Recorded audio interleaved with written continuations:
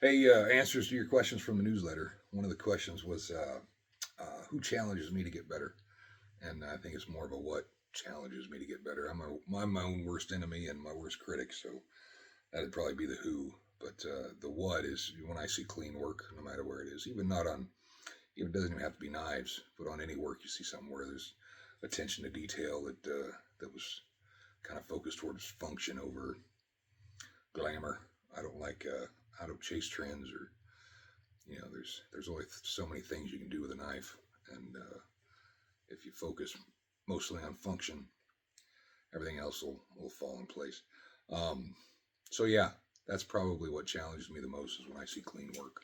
And like I said, in any industry, could be knives, could be anything. But when I see that attention to detail, that's that's what kind of motivates you to pick up your game and uh, get with it. But simplicity is really my thing, and I mean I say traditionalism, but I don't really follow any I don't know specific guidelines. I just kind of make and design what feels like it's focused on function with some elegance, I guess you could say.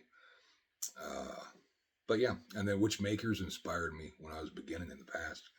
Uh, there's a ton of makers, and I'm going to leave a bunch of people out and feel bad about it later. But when I got started, I was doing a lot of my research on blade forums, things like that, and two makers that really stood out at me was Scott Hansen and John Doyle.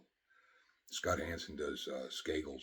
He does beautiful work, absolute perfect lines, the most gorgeous solder lines you could ever find on a guard, and just has the attention to detail that really shows in his work. And then John Doyle's another one, just clean work and clean, simple designs that just are beautiful. And when I see that, that really that's what floats my boat is clean work that has attention to detail and they're good dudes. I ended up eventually, I stalked them for a while on Blade forums, and eventually started talking to them both, and just two great dudes and helpful, and yeah. So those are probably the two biggest ones when I started um, that really stood out to me, and like David Lish.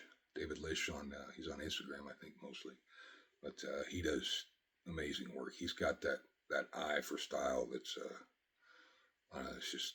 it's just really pleasing to the eye and functional too. But he does gorgeous work and really has an artistic sense without making things.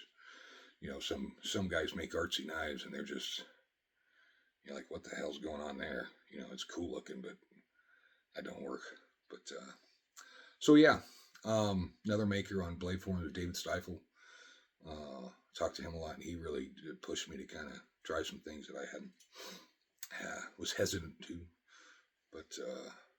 But yeah, there's a ton of makers. Like I said, I couldn't name them all, but those are probably the main ones that kind of really made me want to up my game, kind of thing. Um, yeah, but that's about all I got on that one. If you guys got any more questions, just send them to me at Red Meadow Knives at my Gmail address, and if you want to join the newsletter, I think we got a couple hundred people on the newsletter now. But yeah, so that's what I got. Thank you. I'll talk to you later. Bye.